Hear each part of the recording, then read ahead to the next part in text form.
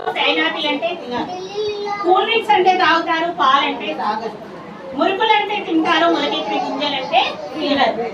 ఈ విధంగా పిల్లలకు ప్రతి మనం పాటు చేసుకొని ఎక్స్ప్లెయిన్ చేయడం అనేది జరుగుతుంది. అదేవిధంగా మన షేడ్స్, ఆకారాల గురించి కూడా మనము వాళ్ళకి చెప్పడం అనేది జరుగుతుంది. ప్యాల్ ఎలా ఉంటుందా అంటే హిందీ 3 రకాలుగా నేర్పించడం జరుగుతుంది.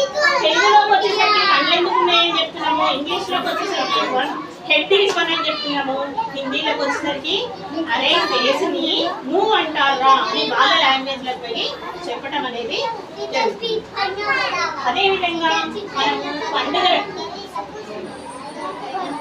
పండుగలు ఏ నెలలో ఏ పండుగ వస్తుంది, ఏమేం జరుగుతున్నాయి, ఇది క్యాలెండర్ రూపంలో చేసుకోవడం అనేది జరుగుతుంది. ఈ బోనాలని, తల్లిపాల వారోత్సవాలని, తర్వాత మా పోషకాల వారోత్సవాలని వస్తాయి సెప్టెంబర్లో.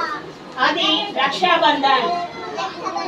రక్షాబంధన్ అని, శ్రీకృష్ణ జయంతి అని, ప్రతి పండుగని మనము నెలలో వారిగా పిల్లలకు పరిచయం చేసేటందుకు వినాయక చవితి అని, ఇలా పండుగలకు సంబంధించిన క్యాలెండర్లు, విజయదశమి, అదేవిధంగా దివాళీ, ఇట్లా క్యాలెండర్లను కూడా వచ్చేటందుకు అనేసి ఇట్లా ఐడి కార్డ్స్ అట్లా కూడా మనం తయారు చేసి వేస్తూ ఉన్నాం.